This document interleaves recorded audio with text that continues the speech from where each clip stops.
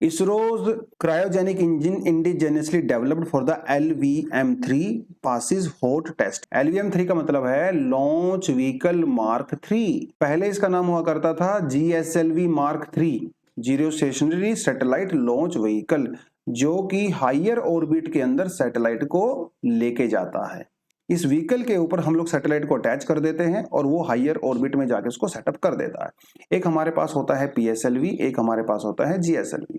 PSLV वो जो थोड़ा सा हल्का होता है, लेकिन GSLV बहुत भारी होता है और इनको बहुत ऊपर तक लेके जा सकता है, क्योंकि इंडिया चाहता है कि GSLV की एक नेक्स्ट जनरेशन बनाई जाए, जिसका नाम उन्होंने दिया है LVM-3।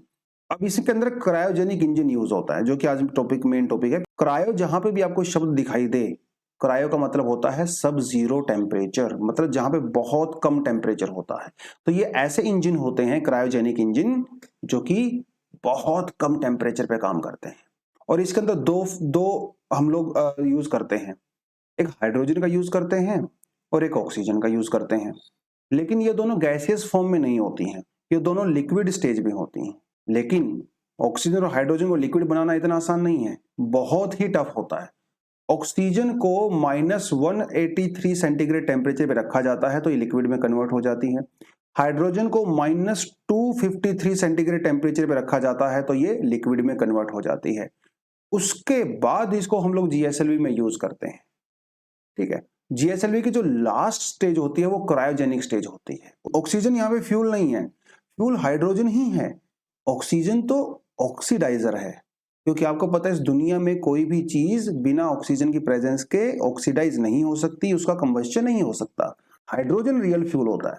तो एक जगह पे हम लोग लेते हैं हाइड्रोजन और एक चैम्बर में लेते हैं ऑक्सीजन। दोनों ही जो है हम लोग बहुत लो टेम्परेचर पे लेते हैं। फिर यहाँ पे हमारा आता है कंबस्शन चैम्बर। तो इधर से थोड़ी ऑक्सीजन और इधर से थोड़ी हाइड्रोजन इस कंबस्शन चैम्बर में भेजी जाती है, कंबस्शन होता है और बहुत ही पावर के साथ जो है एनर्जी जनरेट होती है ऐसे बैक साइड में, और हमारा जो रॉकेट होता है वो आगे की तरफ चलता है। आपको देख के बड़ा आसान लग रहा होगा कि अरे ये तो बहुत आसान सी टेक्नोलॉजी है। भाई इसरो को इसको डेवलप करने में 15 से 20 साल लग गए। अमेरिका ने हमें मना कर दिया, फ्रांस ने हमें मना कर दिया, तो इन्होंने मना करने के बाद 15 से 20 साल लग गए थे हमें। रशिया ने हमें एक इंजन देने के लिए हाँ कर दिया था, चलो आपको एक दो इंजन हम लोग दे देते हैं। और जब इंडिया और रशिया की डील हुई थी, ये 1990s की मैं बात कर रहा हूँ, तो हम लोगों ने रशिया से बेसिकली 2 इंजन मांगे थे और टेक्नोलॉजी ट्रांसफर मांगा था क्रायोजेनिक इंजन के लिए, क्योंकि यार वो समय ऐसा था ना, रशिया के बुरे दिन चल रहे थे, रशिया डिसइंटीग्रेट होने वाला था। तो यूएसए ने रशिया के ऊपर दबाव बनाया और रशिया ने फिर बाद में हमें टेक्नोलॉजी ट्रांसफर देने से मना कर दिया।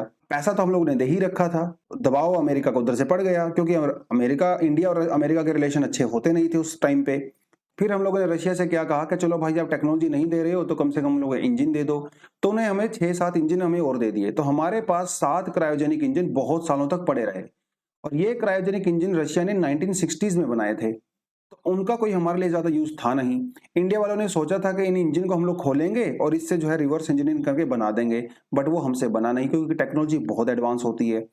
राइट, और 1960s में और भैया 1990s में तो फर्क होता है, टेक्नोलॉजी बदल भी जाती है। फिर बाद में इसरो ने सोचा कि हम लोग इसको खुद बनाएंगे, और हम लोगों ने 15-20 साल लग गए। फाइनली 2013-14 में हम लोगों ने इसको बना के तैयार किया।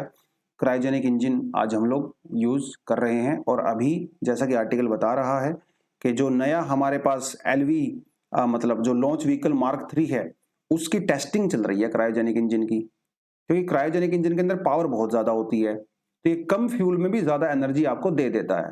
ये होती है इसकी खास बात। और अमेरिका, रशिया, चाइना और फ्रांस और इंडिया, सिर्फ इन्हीं कंट्री के पास अब ये टेक्नोलॉजी है। तो आप हमें नहीं दोगे तो भाई हम तो खुद बना ही लेंगे ना। तो ये कागज पे अगर मोहर नहीं लगी तो क्या तारा पाकिस्तान नहीं जाएगा? तारा तो जाएगा, इंडिया तो बनाएगा।